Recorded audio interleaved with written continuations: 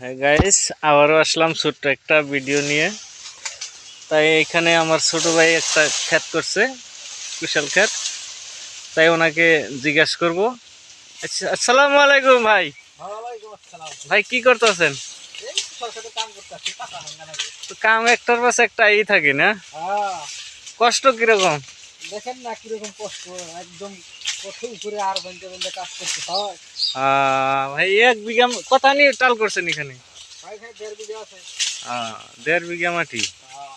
কিরকম খরচ হয় কিরকম? মোটামুটি ধরে 60-70 যায়। আর আপনি যদি এখন বেচেন তাহলে কিরকম টাকা পাবেন? ধরেন না কি 2-3 লাখ বেচা যাবে। তাহলে তো লাভবান, ভালো লাভ আছে। পরিশ্রমও আছে, কষ্ট আছে, তেমন কষ্ট। তো এইটা এই চালটা করছেন আপনি নিজা মাটি না? হ্যাঁ, নিজা মাটি।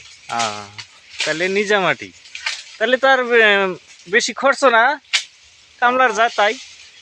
তাও মিনিমাম ধরেন সে আপনি 70 হানি যায়।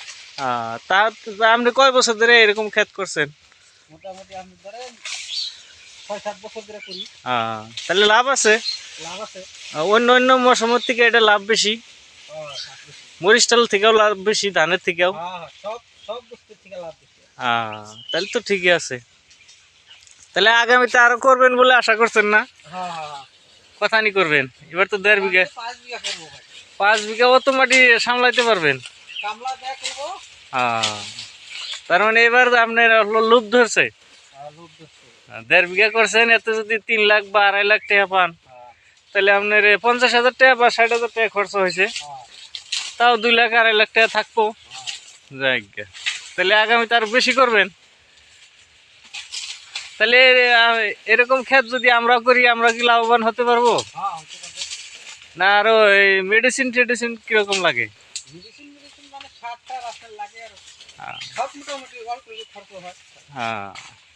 ঠিক আছে।